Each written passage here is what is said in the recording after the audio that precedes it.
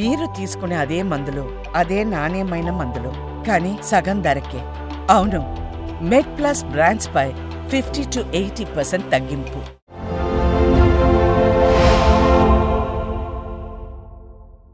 మొత్తం హెయిర్ పోయింది, ఇంకా తిరిగి చేయలేము అనుకున్న టైంలో అంటే హెయిర్ ప్లాంటేషన్ లాంటి ఎట్లా చేస్తారు, అది ఎట్లా ఉంటుంది? హెయిర్ ట్రాన్స్ప్లాంటేషన్ అనేది డెఫినెట్లీ అండి స్టేజ్ 3 to 4 స్టార్ట్ అవ్వగానే patient is a candidate.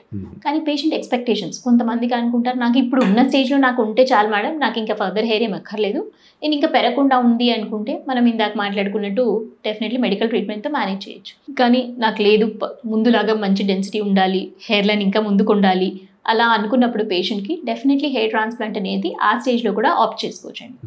Hair transplantation definitely safe procedure. కాకపోతే మనం కొన్ని ఇన్సిడెంట్స్ విన్నాము, అప్పుడప్పుడు సమ్ మిస్ హ్యాపెనింగ్స్ అయ్యాయి.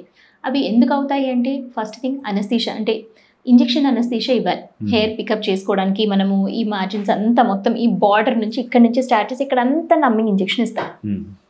సో ఆ నమ్మింగ్ ఇంజెక్షన్కి కొంతమందికి సెన్సిటివిటీ ఉంటుంది, లిగ్నోకెయిన్ సెన్సిటివిటీ. అలాంటివి కనుక్కోకుండా, లేదంటే పెయిన్ టాలరెన్స్ అనే విషయాన్ని తెలుసుకోకుండా వాళ్ళు సమ్ ప్రాబ్లమ్స్లో ల్యాండ్ అవ్వకుండా చూసుకోవాలంటే ప్రాపర్ సెటప్లో ఏ రియాక్షన్స్ అవ్వకుండా ఇస్తే కంఫర్టబుల్గా చేసుకోవచ్చు. అండ్ ఇది లోకల్ అనస్థీషియాలో చేస్తాం, అంటే ఇది 6 to 8 hours ప్రొసీజర్ అండి. డెఫినెట్లీ పేషెంట్ ప్రాపర్గా అనస్థీషియాలో అంటే వాళ్ళు అవేకే ఉంటారు. మనం కేవలం ఇక్కడ నుంచి హెయిర్ తీసుకొని ఇక్కడ ట్రాన్స్ఫర్ చేస్తాం ఆ హెయిర్.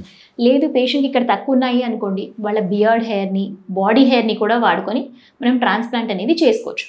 అండ్ ట్రాన్స్ప్లాంట్ రిజల్ట్స్ అనేవి ఎలా బాగుంటాయి అంటే కొంతమంది అంటారు నాకు చేయించుకున్నాను ఫెయిల్యూర్ అయింది. ఫెయిల్యూర్ అవ్వడానికి రీజన్స్ ఎవరు చేశారు, ఎన్ని హెయిర్ చేశారు, మీకు ఎంత నీడ్ ఉంటే మీరు ఎన్ని హెయిర్ చేయించుకున్నారు, అండ్ మీరు దాని కేర్ ఎలా తీసుకున్నారు అనేవి ఇంపార్టెంట్. ఎందుకంటే ఒక హెయిర్ పెరిగేటప్పుడు ఒక యాంగిల్లో పెరుగుతుందండి హెయిర్. సో మనం దాన్ని పిక్ చేసేటప్పుడు రూట్ నుంచి తీసుకొని పెడితేనే హెయిర్ ఉంటుంది. అలా కాకుండా హెయిర్ తీసేస్తారు కానీ రూట్ లేదు, మనకు పెట్టినప్పుడేమో ఇక్కడ పెట్టినట్టే ఉంటుంది కానీ అది పెరగదు, బికాస్ రూట్ లేదు కాబట్టి. సో దాన్ని ప్రాపర్గా పికప్ చేయాలి. అండ్ ఫర్ ఎగ్జాంపుల్ ఒక హెయిర్ ట్రాన్స్ప్లాంట్ 8 hours పడుతుందండి. నేను పిక్ చేసి దాన్ని పక్కన పెట్టేస్తాను హెయిర్, చాలాసేపటి తర్వాత మళ్ళీ నేను పెడతాను. అప్పుడు హెయిర్ అనేది బయట చాలాసేపు ఉందనుకోండి, దాని కేపబిలిటీ టు రీగ్రో అనేది తగ్గిపోతుంది. సో దాని వైటాలిటీని మనం ప్రాపర్గా మెయింటైన్ చేయాలంటే ఎంత ఎర్లీగా దాన్ని మనం తీసిన తర్వాత మళ్ళీ are we keeping back into the scalp అనే దాన్ని బట్టి కూడా హెయిర్ వైటాలిటీ డిసైడ్ అవుతుంది. సో ఈ ఫ్యాక్టర్స్ అండ్ ఏ యాంగిల్లో పెడుతున్నారు, ఇప్పుడు పెడతారు డెప్త్ వరకు వెళ్ళలేదు, అవి ఈజీగా పాప్అవుట్ అయిపోతున్నాయి, అలాంటివి అన్నప్పుడు కూడా హెయిర్ రాలిపోతుంది. సో ఇవన్నీ ఫ్యాక్టర్స్. అండ్ ఏసెప్టిక్ ప్రికాషన్స్లో చేయాలి. ఇప్పుడు పేషెంట్ ఒక డయాబెటిక్ ఉన్నారు, వాళ్ళ షుగర్ కంట్రోల్స్ చేయకుండా జస్ట్ ట్రాన్స్ప్లాంట్ చేసామనుకో they can land up into infections.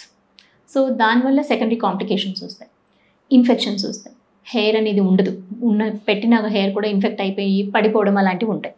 So ఇవన్నీ ఫ్యాక్టర్స్ని మనం కన్సిడర్ చేసుకుంటే హెయిర్ ట్రాన్స్ప్లాంటేషన్ అనేది ప్రాపర్గా చేసుకుంటే న్యాచురల్ రిజల్ట్స్ లాగా కనిపించే ఛాన్సెస్ చాలా ఉంటుందండి. సో ఓన్లీ థింగ్ ఏంటంటే అపోహల్ని తీసేయడము అండ్ ఫ్యాంటసీస్ని, కొంతమంది అక్కడికి వెళ్ళి చేయించుకుంటాం, ఇక్కడికి వెళ్ళి చేయించుకుంటాము, ఇక్కడ తక్కువ ఉంది, అక్కడ 10 rupees ఉంది, ఇక్కడ 20 rupees ఉందని అలా షెఫ్లో అవుతుంటారు. కాదు, ఎవరు చేస్తున్నారు అనేది తెలుసుకోండి, దట్ ఈస్ ఇంపార్టెంట్. అండ్ ప్రాపర్గా ఇప్పుడు ఫర్ ఎగ్జాంపుల్ ట్రాన్స్ప్లాంట్ మనకి 4000 హెయిర్ కావాలి, మంచి న్యాచురల్, 1000 2000 పెడతాడు కానీ 4000 పెట్టాను అంటాడు. ఎలా తెలుసుకుంటారు మీరు 1000 పెట్టారా 2000 పెట్టారా అది తెలుసుకోలేదు. సో ఇవన్నీ ఫ్యాక్టర్స్ని అక్కడ మిస్ అవుతారు. వాడేమో నేను 4000 పెట్టాను అంటాడు కానీ పెట్టింది అక్కడ 2000 పెట్టారు. సో ఫైనల్ రిజల్ట్ పెరిగినప్పుడు హెయిర్ రావు కదా. సో ఆ రిజల్ట్స్ అన్నిటికీ negative failures. So reasons of mixed opinion in the population, hair transplant అనేది ఒక ఫెయిల్యూర్ ఆప్షన్, ఒక సక్సెస్ఫుల్ ఆప్షన్ అనేది it will depend on with whom you are getting it done అండి. అంటే హెయిర్ ట్రాన్స్ప్లాంట్లో ఫర్ సపోజ్ మనం ఒక 100 hair plant చేస్తే సాధారణంగా సక్సెస్ రేట్ ఎంత ఉంటుంది? ఈజీగా 80% అయితే 80 to 90 హెయిర్ ఉంటాయండి. ఓకే, ప్రాపర్గా చేస్తే. అంటే ఇప్పుడు సాధారణంగా రేంజ్ ఎంత ఖర్చు అయితే మేడం? సాధారణంగా ఇప్పుడు అంటే నేను కూడా బయట బోర్డ్స్ చూస్తూ ఉంటాము, రేంజ్ ఎట్లా ఉంటుంది? యావరేజ్గా 60 to 80 rupees per గ్రాఫ్ట్ ఉంటుందండి. అంటే గ్రాఫ్ట్ అంటే నేను చెప్పడం ఏంటంటే మనకు ఒక రూట్ నుంచి 3-4 హెయిర్ వస్తాయండి ఒక రూట్ నుంచి. సో బయట మనం అడ్వర్టైజ్మెంట్ చూసినాం 10 rupees per hair, 20 rupees per hair అని రాస్తారు. సో నువ్వు తీసిన గ్రాఫ్ట్లో 2 ఉన్నాయా, 3 ఉన్నాయా, 4 ఉన్నాయా తెలియదు. సో వాడు 4 తీసిన గ్రాఫ్ట్ తీసినప్పుడు దాంట్లో 4 వస్తాయి. సో వాడు ఇంటూ 4 వేస్తాడు దానికి. కానీ మనం చెప్పేటప్పుడు 10 rupees per hair, 20 rupees per hair చెప్పేసరికి ఇక్కడ పర్ గ్రాఫ్ట్ చెప్పేసరికి పేషెంట్స్కి చాలా మైండ్ ఆఫ్ వేరియేషన్. అంటే అదేంటి ఇంత కాస్ట్ ఎందుకు, వాళ్ళకి అది అర్థం అవట్లేదు, వాడు అక్కడ తర్వాత వేసే లెక్క వాడికి తెలియదు కదా, ఇప్పుడు పర్ హెయిర్ కాస్టే వాడు చూస్తాడు. So those are small minor things where people land up in confusions and they don't know where it is leading to అనేది. ఓకే, అంటే మీరు చేయకముందు ఏమైనా టెస్ట్లు చేస్తారా మేడం? 100% దీనికి అంటే ఇతర పేషెంట్స్కి ఉంటుందా లేదా ఉండదా, తర్వాత ఎట్లా ఉంటుంది అంటే ఆ తర్వాత ప్రాబ్లమ్స్ రాకుండా యూజువలీ ట్రైకో స్కాన్ అని అంటే వాట్ అంటే స్కాల్ప్ ఎగ్జామినేషన్ అనేది చేస్తాం. దాంట్లో ఏంటంటే స్కాల్ప్ స్కిన్ అనేది వీ విల్ ఎగ్జామిన్. సో తీసుకునే హెయిర్ క్వాలిటీ ఎలా ఉంటుంది అనేది మనకి ఆన్ స్క్రీన్ కనిపిస్తుంది. అంటే థిక్నెస్ ఆఫ్ ద హెయిర్ ఎంత బాగుంది అంటే హెయిర్ ట్రాన్స్ప్లాంట్ రిజల్ట్ అంత బాగుంటుంది అనమాట.